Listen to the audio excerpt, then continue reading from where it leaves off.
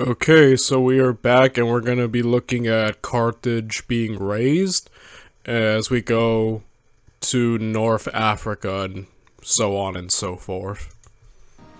Following Ibn al-Zubayr's death and the surrender of his forces at the end of an 8-month-long siege of Mecca, the immediate aftermath of the second fitna would see Caliph Abd al-Malik dispatch armies to suppress the Kharijite uprisings that had been such a thorn in his would-be usurper's side. This guy exposed my... The Kharijite army ruling Yemen and Central Arabia had already begun to fragment and dissolve even before the Umayyad victory in the civil war, with their leader, Naji ibn Amir al-Hanafi, having been executed by his own disillusioned forces over his supposed secret negotiations with the Umayyads. Many of the Kharijites dispersed before the Umayyad reconquest, making for Persia or North Africa. With that said, the Kharijite remainder, led by Abu Fudayk, put up staunch resistance to General Umar ibn Ubaydallah's Iraqi army when they met in battle in Bahrain, driving back the Basrans making up the Umayyad left wing and seriously wounding Umar. However, they were held at bay by the Kufan right wing and the Syrian cavalry making up the center, then driven back to their camp when the Basrans rallied and returned to the fray. With the wind at the Umayyads' backs, the Kharijite camp was set alight, with the smoke and heat panicking horses and reducing the Kharijite defense to chaos. With Abu Fudayk slain on the battlefield, those of his followers that remained fled to the fortress of al-Mashaqqa, but with no relief or reinforcement coming, the walls of the ancient fortress did little more than entrap them. Lacking supplies, surrender came swiftly, and little mercy was shown, the mass executions of most of Abu Fudayk's followers ending the brief period of Kharijite dominance in Arabia in a grisly fashion. Though Kharijites still held sway in parts of southern Persia, The Arab followers of Abu were mostly spared while the Mawali were killed. Very different circumstances, but the crackdown on Mawali rebels during the fitna was very harsh from both the Umayyads and Zubayrids. and would be behind further uprisings in the future. This would be their last major bid for power within the Caliphate. A more serious That's awesome. The fact that the Umayyads managed to get it all back under control from such a bad position at the beginning is kind of amazing. Malik has it all together. Granted, there's that little area right here, but you know, for the most part, they don't seem to be that big of a threat anymore. So, for the most part, yeah, the Umayyads bounced back so hard. That's kind of amazing. challenge to the reunified Umayyad realm would come in the north, with the breakdown of the peace treaty with Byzantium. Okay, the Caliphate was handicapped with internal conflicts in 688. Justinian II took this opportunity and offered a peace treaty with a shared revenue of Cyprus, which the Caliph agreed. This also gave him a chance to regain his lost territories in the Balkans from the Slavic tribes. Under Emperor Justinian II's leadership, It's actually really smart, yeah. While the enemy is so distracted fighting each other, trying to make peace, that was pretty a good move. Best time to try to negotiate with the Muslims when they're all falling apart. the Byzantines had not been entirely uninvolved in the Caliphate's civil war, extorting tribute from the Umayyads and even taking control of Armenia from the Zubayrids. They also backed and supported uprisings of Christians within the divided Caliphate. In the Nur Mountains, where Anatolia and the Levant meet, the Mardarite community had risen up along with thousands of escaped slaves in 688, launching raids into Syria and forcing the overextended Umayyads to make even greater concessions to quell a threat uncomfortably close to their seat of power. So yeah, I think Justinian, at least so far right now, is showing a pretty good aptitude for essentially kicking the enemy when they're down, right? He's backing a certain faction, the Umayyads, and basically just kind of, because the Umayyads are in such a bad position, Justinian can essentially afford to like make demands and kind of be like, hey, we could be another problem if you don't comply. So I think that was really smart, but I'm wondering now that everything is unified, Malik is about to be like, yeah, I haven't forgotten what you were doing. So that might come back to bite Justinian in the butt now, you know. Him throwing his weight around, as I would say, but it's still like, that's not such a bad opportunity. Using a divided enemy to secure peace, expand yourself, and, you know, essentially gain as much as he could, because that's probably the best time to, like, attack an enemy when they're divided, right? So he definitely, I think, did good, but I'm just saying I think it might come back to bite him now that the Umayyads are in control and might just go back on the offensive.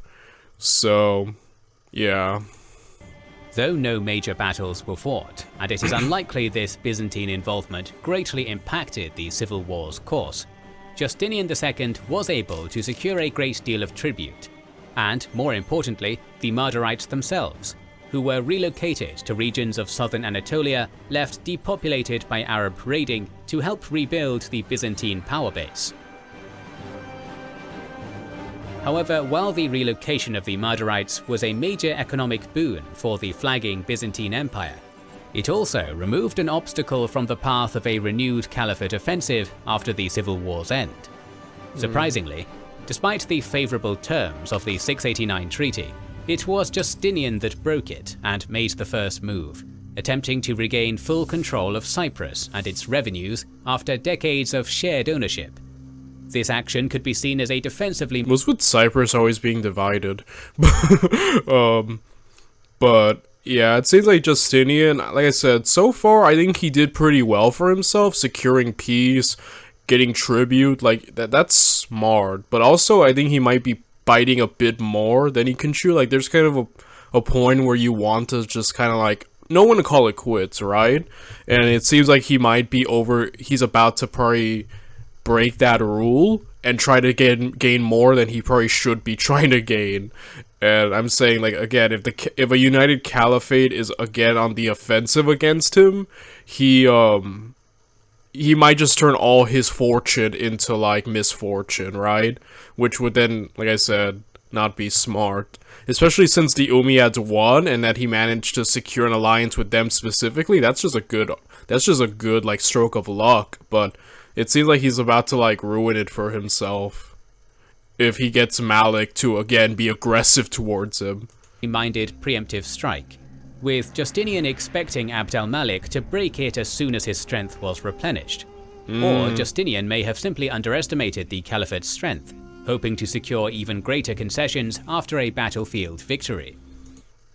Yeah, I see. I don't know which one, but I don't know why I feel like I'm leaning towards underestimating. He might just be biting off more than he can chew. But then again, you never know. Maybe once the Muslims, like, again, that could also be right. That Malik strikes me as a very brutal but cunning person. That's how he won the civil war. So him probably remembering Justinian and maybe being like, well, you know, time to go back on the offensive, pay the tax or convert, you know, back to the more traditional way the Muslims conducted themselves.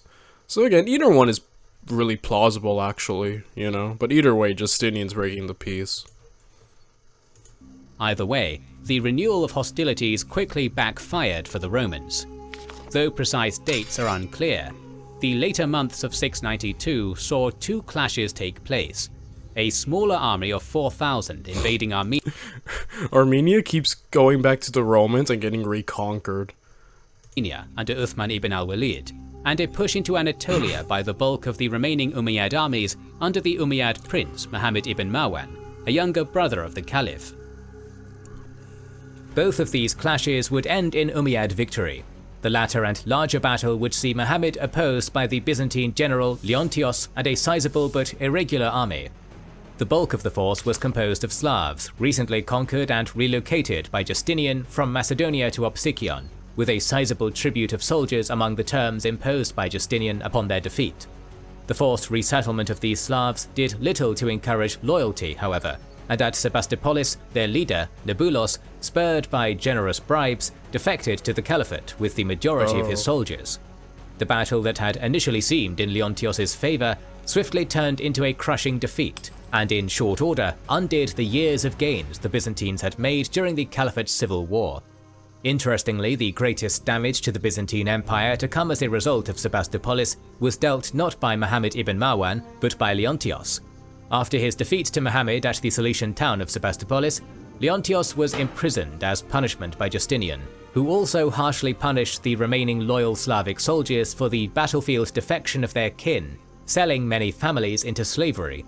These insults did not long go unavenged though, as after Leontios was released in 695, he soon deposed Justinian through rebellion and seized power as emperor himself, setting off a period of instability that saw 6 emperors rise and fall in relatively quick succession over the next 22 years.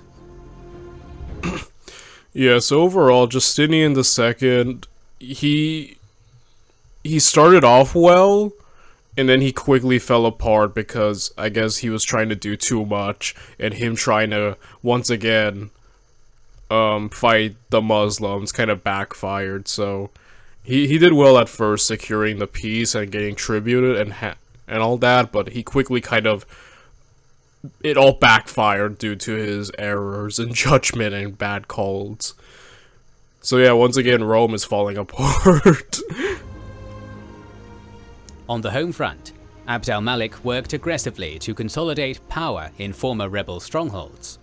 A figure of central importance during this period was al-Hajjaj ibn Yusuf, who rose to prominence as the leader of the caliph's personal forces, and Before his military service, Al was a teacher in, just like his father, he entered military service under the Umayyads during Yazid's reign, and then was promoted to Caliph's elite police force known as Shurta, similarly to Roman Praetorian Guard. became famous for We don't like the Praetorians on this channel.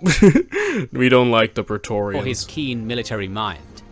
Following the Second Fitna, he was rewarded with the governorship of Yemen and the Hejaz, a major display of Abd al-Malik's trust for the general, given the lingering anti-Umayyad sentiments in the former Zubayrid power base. Though only in the position 2 years, al-Hajjaj swiftly reasserted Umayyad control through harsh, unforgiving leadership and displays of force that both helped cow the rebellious nobility of the Hejaz and allowed Abd al-Malik to demonstrate his mercy through occasional more lenient interventions. Leaving Arabia behind in 694, he was sent next to Iraq, taking over.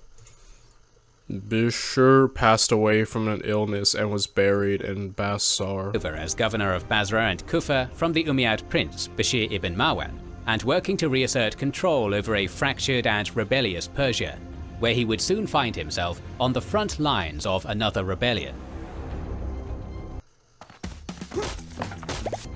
Meanwhile, on the western frontiers, expansion was beginning anew. While the Caliphate had been the dominant power in North Africa for decades, the continuing Byzantine presence in Carthage left their hold over the region tenuous at best. Additionally, outside of fortified cities such as the aforementioned Carthage and Kairouan, the native Berbers held effective control of most of the Maghreb, with different groups entering into alliances with either the Caliphate or Byzantines based on shared religion or political expediency. So as long as the Byzantines represented an opposing power bloc, they could forge alliances with Berber kingdoms and tribes that had not yet converted to Islam, and back native opposition to the Caliphate's expansion. To finally stamp out this threat, Abd al-Malik dispatched Hassan ibn al-Numan with 40,000 Syrian, Egyptian and converted Berber soldiers in 694 to capture Carthage. Initially, the invasion met only success, with the city's fleet and garrison abandoning Carthage for Sicily before Hassan's arrival in early 695, and allowing the city to fall without resistance. Hassan had more enemies in North Africa than he knew, however. Following the death of King Caecilius, or Kusila, to the armies of Zubair ibn Qays, a new ruler had emerged to reunite the Berber kingdom Zuhayya had shattered. Known as Queen Dia to the Berbers, she was called Al-Kahina, the Oracle, by the Arabs, with rumors of her future sight a mark of her strategic prowess. As Dia united... Holy crap, so now we have a woman in charge, which is rare, you know, in these series. We usually don't see women take prominent roles, especially in military or leadership. That's just how a lot of history was. You know, usually it's the men who are in charge, but now we have a woman in charge who can apparently see the future, which would be kind of amazing. Imagine, like, you're a military commander who can see the future. Like, are you kidding me? Like, that would be broken. I mean, we'll see what she can do, but this is already an interesting new challenge. And apparently she has a superpower, so that's pretty cool. I guess we'll see. Many Berber groups across religious lines in opposition to Hassan's advance. She entered into an alliance with Constantinople, cemented by her marriage to a Greek husband. Learning of Dia's prestige and determined to suppress Berber resistance, Hassan swiftly departed Carthage to march against her in Algeria, seemingly expecting another easy victory. Instead, when he engaged the large army Dia had raised near Bagaya, he saw the previous year's progress rapidly undone in a shocking military defeat. The precise details of the so-called Battle of Meskiana, named for the shallow river valley the two armies clashed in, are rather unclear, though it is known that even among converted Muslim Berbers, a sizable portion favoured Dia's cause, chafing at the inferior treatment non-Arab converts within the Caliphate's military received, just as the Persian converts of Iraq had during the Second Fitna. The defection of Berbers in Hassan's army before or during the battle could go some distance towards explaining the defeat of his larger and better armed force. Though whatever the cause of this disaster, the stung Hassan would abandon the campaign to await reinforcements in Tripolitania, not to challenge Dia for another 5 years. Wow. It seems like, yeah, defection may have played a part. I know he said that the sources are a bit, like, not that, you know, what's the word I'm looking for? In depth, I guess. They don't explain too much in depth, but just still, that's kind of like a huge loss for the Muslims right there. Like, I kind of want to see what more Dia can do, because he brought up that she had the allegedly foresight or something. So I'm like wondering how that's gonna come into play. I'm sorry, that caught me in. That's interesting. Like I said, we don't see many women in charge in these series. So like, when one pops up, it's always like, huh, who are you? Like, you know what I mean? So already Dia won a pretty big battle there, and Hassan is like, we'll see if he can rebound. He did, however, clash once more with the Byzantines during his retreat, who, under General Absimar, had recaptured Carthage by sea in a surprise attack while Hassan had been marching against Dia. This time, Hassan took no chances. After years of Byzantine resistance and fleet activity out of the city, he chose to raze Carthage to the ground as Scipio... Oh boy. Carthage. If I had a nickel for every time Carthage was razed, I'd have 2, which isn't a lot, but it's funny it's happened twice. So the only difference was that Hassan did not pour salt after he razed the city to the ground.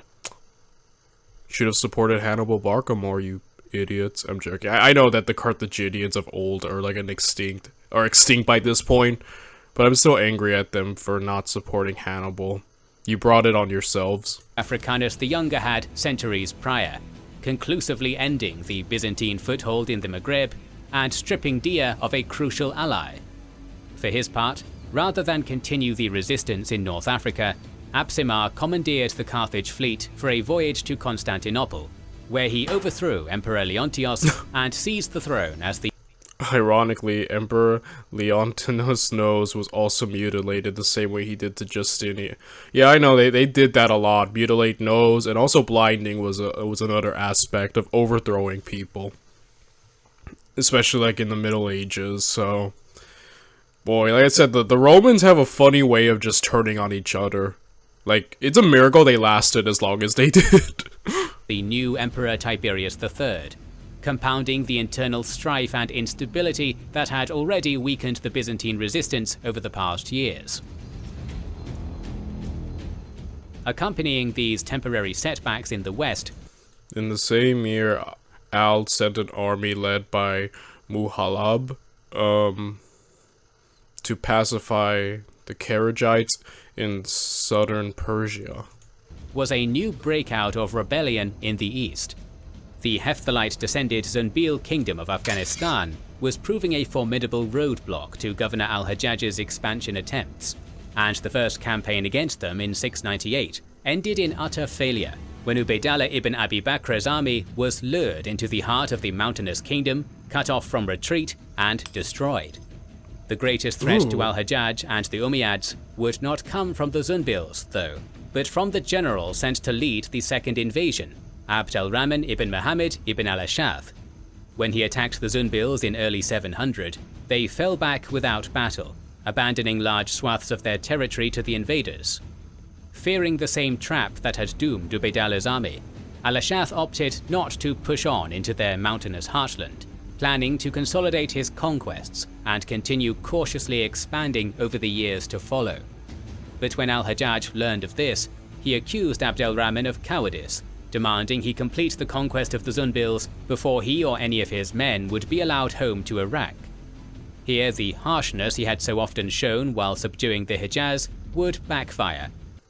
12 weeks, 3 months, as the soldiers in Abd al-Rahman's army, wary of the danger ahead and angered by their poor treatment, opted to follow Abd al-Rahman back to Iraq to depose al-Hajjaj rather than pressing on into Afghanistan as ordered. Reaching an My goodness. You're starting to see a lot more setbacks for the Muslims now, huh? Like on all fronts, they're kind of like starting to have more elds and more issues, which is interesting to see, which just kind of comes with becoming bigger. But yeah, Abdal, I think, was handling it pretty well, being cautious and just moving slower. I think he actually had a really smart idea there, being cautious of just moving forward, consolidating what he already had. I think he was actually approaching that the best. Accord with the Zunbils, promising them tribute exemption should he be victorious, in exchange for safe haven should he be defeated. He began his march west through Persia, defeating al-Hajjaj's loyal commander, Atiyah ibn Amr al-Anbari, in a series of cavalry engagements along the way. At this point, Abd al-Rahman's rebellion was strictly targeting al-Hajjaj, and no threats towards Abd al-Malik or claims for the title of Caliph had been made. But after receiving word of the mutiny, Abd al-Malik opted to back his unpopular governor, sending several thousand experienced Syrian cavalry with all haste to Basra to reinforce him. In a last-ditch effort to turn back the rebels, al-Hajjaj sent 2,000 of these new arrivals to block the mutineers from crossing the Dujail River in the lowlands of Khuzestan. But while they initially saw success against a 300-strong advance force, the rebel army, raised and outfitted for conquest and certainly outnumbering the Syrians, even if the reported strength of 100,000 is a clear exaggeration, soon forded the shallow river, forcing their way across and putting the Syrians to rout. In the aftermath of this clash, the rebels expanded the scope of their movement, now disavowing Abd al-Malik and seeking his overthrow, along with that of al-Hajjaj. It is possible Abd al-Rahman had intended this from the beginning, and simply used the battle as justification. But whether this was the case or not, he now represented a major threat to the overextended caliphate, with so much of Abd al-Malik's core Syrian army away fighting in North Africa. Arriving in Basra in February of 701, after al-Hajjaj had fled north towards Kufa, Abd al-Rahman took advantage of the departed governor's unpopularity to secure oaths of loyalty from much of Basra, fortifying the city and engaging in a month of skirmishing with al-Hajjaj's forces before sallying forth to do battle in mid-March. Initially, the Iraqis held the upper hand. Though the two armies met in the open, al-Hajjaj's loyal forces, drawn from the Qurayshi and Thaqif tribal confederations of the Hejaz, and the Caliph's Syrian reinforcements, were soon forced to retreat to the defensive trenches they had prepared to foil the enemy's cavalry charges. Fierce fighting took place for most of the day, with the spearmen on al-Hajjaj's flanks falling back in disarray and the center on the verge of rout. But on the very brink of defeat, an unexpected charge by Sufyan ibn al-Abrad al-Kalbi, leading the forces of Syria's powerful Kalb tribe, one of the few to remain loyal to the Umayyads at the start of the Second Fitna, impacted the Iraqis' right wing, the trench fighting breaking up formations and confusing their defense. With the pressure lessened, the Syrian and Hijazi forces rallied, splitting the Iraqi army in two and setting them to flight.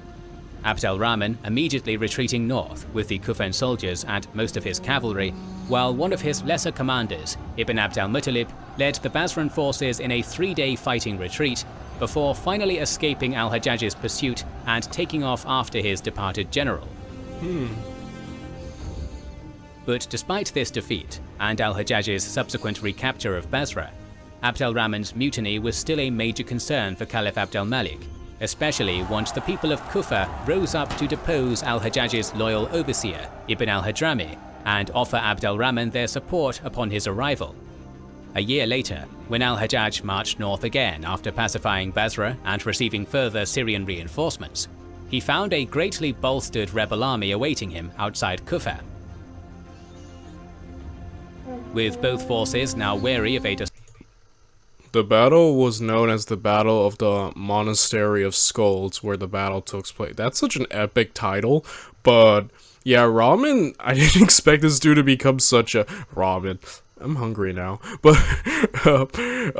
I didn't expect him to just become such a huge menace, but man, this rivalry between him and Al is just going back and forth, and I'm really liking seeing this because, like I said, it's just interesting to see that the Muslims are now just having so much issues. Like before, it was just they're expanding, they're taking everything they want. It was almost easier, but I guess is the word I'd use. But now they're having a lot of more setbacks, you know, which I just find like creates a more interesting dynamic, you know what I mean? Decisive engagement.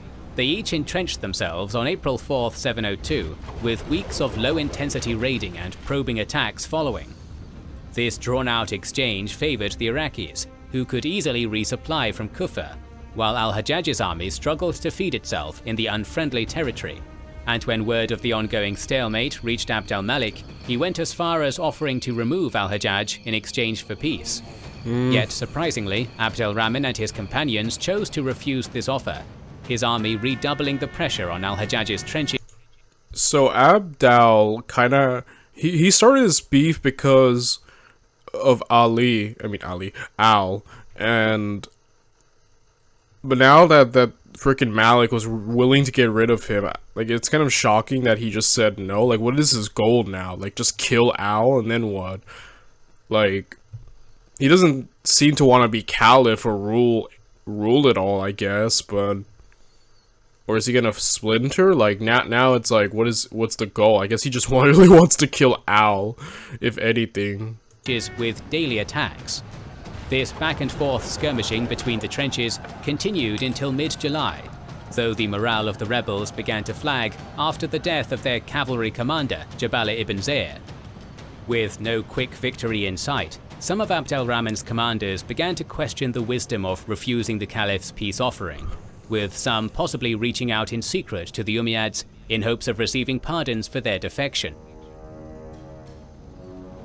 When the two armies finally came together again in pitched battle on July 15th, both armies held firm through the fierce fighting until midday, seemingly evenly matched. But like in the previous battle, it would be a charge by al-Kalbi that decided the outcome.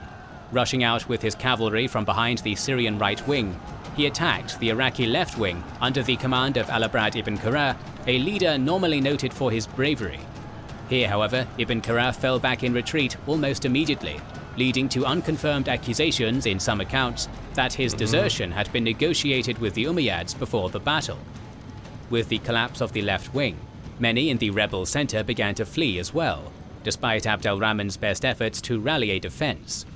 After an impassioned call to arms from his pulpit, his commanders and some of the retreating infantry flocked to his side for a last stand.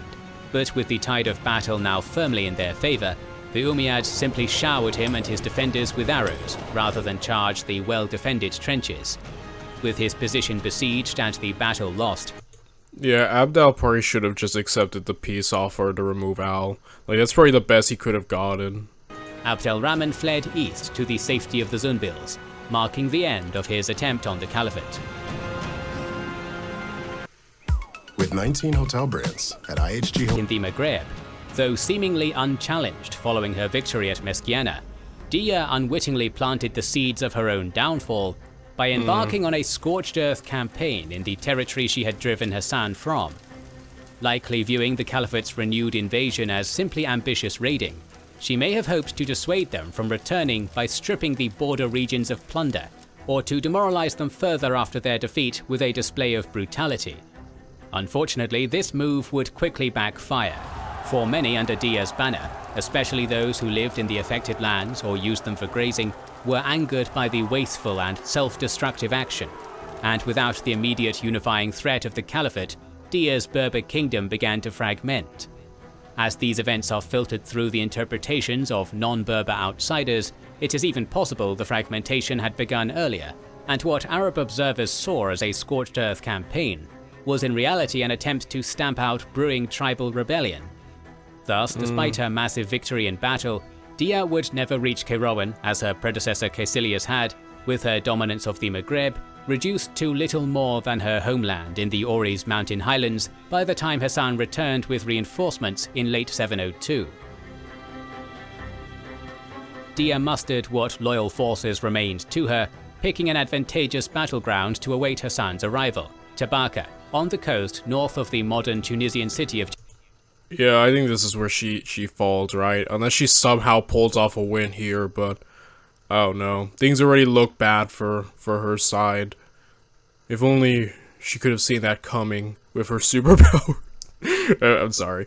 But, yeah, I imagine this is where she falls completely, right? Like, it seems like she's lost power, so I don't know.